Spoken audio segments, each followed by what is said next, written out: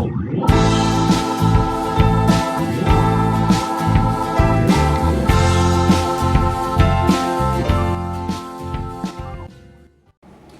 gente, tudo bom com vocês? Meu nome é Laís, eu sou professora de Geografia e nós iremos começar agora para mais uma aula do 6º ano.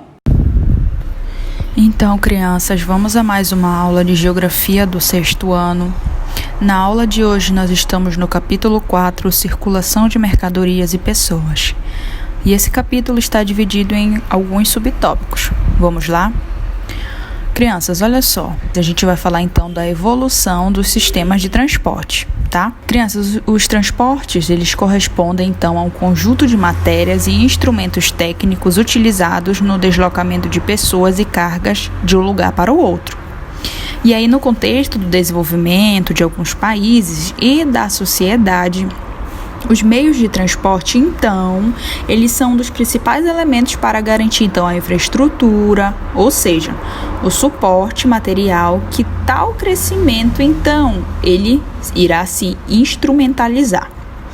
E aí, olha só, quanto maior o crescimento econômico de um país, e o que vale dizer que há uma maior presença de indústrias, atividades agrárias, comerciais, maior vai ser a demanda e a pressão sobre os meios de transporte. Nesse contexto, então, esses meios, gente, eles não tiveram uma estrutura adequada para suportar essa carga. Fatalmente, o desenvolvimento desse país, então, ele encontrará maiores desafios e dificilmente ele irá se concretizar, tá? E aí, por esse motivo, então, dizemos que os transportes, ao lado da comunicação, são um elemento estratégico para qualquer país ou governo. E aí eu coloquei na imagem aqui os meios, né, que são levados essas mercadorias, o avião, o navio, a carreta, o caminhão, o carro e assim vai, tá? Bom, dando prosseguimento aqui, então a gente entende o quê? Primeiro é o modelo integrador e periférico. Então, o que é o modelo integrador? Tá? E aí a gente então vai falar do sistema francês. O sistema francês, gente, o sistema de transporte, ele integra diversas regiões, facilitando então o deslocamento de pessoas e mercadorias. E aí então chamado modelo de integrador. Então há rodovias e ferrovias que podem ser usados buscando a melhor relação custo-benefício, certo? E aí então consegue-se, gente, reduzir os custos de transportes e contribuindo assim para a diminuição dos preços dos produtos. Por exemplo, aí o que é então o modelo periférico? Por exemplo, no Quênia, tá? O modelo periférico, ele é relacionado então ao colonizador e ele interessava, gente, apenas o escoamento dessas riquezas. Então, esse modelo periférico era apenas mesmo para fazer o escoamento, para levar as riquezas daquela região, tá? Daí então a ligação entre o interior e o litoral. Então, a gente vai entender o transporte hidroviário, tá bom? Crianças, o transporte hidroviário, ou também conhecido como transporte aquaviário, é aquele, então, que se utiliza a água para se locomover, tá? Do meio de transporte. Pode ser subdividido entre os diferentes tipos de acordo com o corpo de água que se utiliza. E aí nós temos, então, o marítimo, tá? Que é o transporte que acontece sobre os mares e oceanos, onde se utilizam navios para transporte de cargas, tá? Além do mais, nós temos o fluvial, que é o transporte que se utiliza onde é utilizado os rios para o transporte de cargas, geralmente é feito através de barcos. Existe também, gente, o lacustre, tá? E o que é então lacustre? É quando o transporte, tá? Esse transporte ele é feito através de lagos e rios.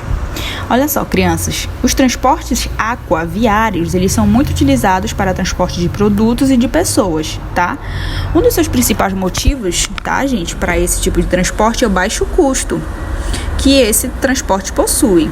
Geralmente é utilizado para um transporte de grandes cargas e longas distâncias. Os baixos custos desse transporte, ele ajuda na melhoria do valor comercial dos produtos, deixando-os mais competitivos. Uma vez que o custo de transporte, gente, ele influencia no custo final do produto. E a gente tem, então, algumas imagens aqui que eu coloquei para vocês, né? Aí temos a balsa, temos o navio, temos também os barcos. Todos são meios de transporte aquaviário ou hidroviário. Bom, entende que o quê? Temos, então, o transporte terrestre, que é o principal transporte que nós conhecemos aqui no nosso país, tá? Os meios de transporte terrestres, então, eles são utilizados pelo homem, variando entre os mais diversos, tá, gente? Eles são utilizados tanto como pequenos deslocamentos, quanto para as grandes distâncias. E aí, aqui no Brasil, os transportes terrestres são vistos principalmente com os tipos de rodoviários. E aí, o que isso quer dizer? Isto é, aqueles que utilizam as estradas, ruas e rodovias com os carros, ônibus, os caminhões e outros veículos. Além desses que eu falei para vocês, existem também os transportes ferroviários, através das ferrovias, tá? E aí, como os trens e o metrô. As rodovias, além do uso individual, são também muito utilizadas na distribuição das cargas, sendo bastante utilizado em inúmeros países, tá? E apesar desse sistema ser considerado mais caro do que os outros, ele é o mais viável, tá? Para o transporte de mercadorias, cujo prazo de entrega precisa ser mais rápido e uma maior agilidade. Outra vantagem, então, desse transporte rodoviário é o fato de esse não depender dos demais para executar sua função, tá? Por exemplo, o transporte aéreo, ele só distribui as cargas até os aeroportos depois que as mercadorias precisam, então, serem levadas até lá pelo transporte rodoviário, tá? Aí, olha só. E aí os caminhões são muito úteis e muito utilizáveis, tá? Nesse tipo de transporte. Já o transporte ferroviário, apesar de menos presente no Brasil, ele é bastante difundido na maior parte do mundo, principalmente nos países considerados desenvolvidos, que possuem então uma avançada malha ferroviária. Bom, até o século XX, esse era o meio de transporte mais moderno que existia, sendo um dos principais responsáveis pelo avanço do processo da industrialização em algumas partes do mundo. Entre as vantagens da utilização de ferrovias está na grande capacidade que elas têm de transportar mercadorias frágeis e em grande quantidade, com menores riscos de acidente e perda de produção durante a locomoção. Tá bom? Então a gente entende um pouco desses dois tipos de transportes terrestres, tá? Dando assim grande continuidade, né, e prosseguimento a esse tipo de transporte terrestre. O último transporte seria o transporte aéreo, tá?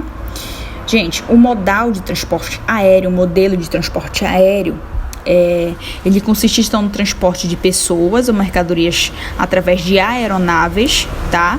Podendo ser nacional ou internacional.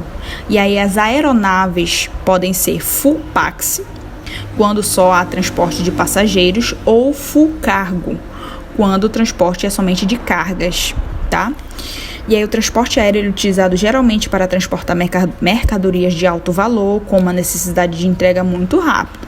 Já esse modelo, gente, é mais rápido de todos os transportes que nós já falamos até então. E aí seu transporte, ele é mais seguro, o que não requer embalagens com muito reforço, reduzindo então o custo de embalagem, assim vai, tá? Então, olha só, crianças, esse capítulo, ele é muito pequeno, tá? Basicamente, mais de leitura de vocês, de compreensão e prestar atenção aqui nas nossas aulas. Vou pedir para que tu abras o teu livro, as páginas 46, 63, 64, 65 e 66, tá? Peço com que você leia com calma o seu livro nesse capítulo. Esse capítulo ele requer mais leitura, tá? Não tem muitas complicações nesse entendimento. E aí você volte quantas vezes for necessário na nossa aula, tá bom? Qualquer dúvida você entre em contato comigo. Até mais!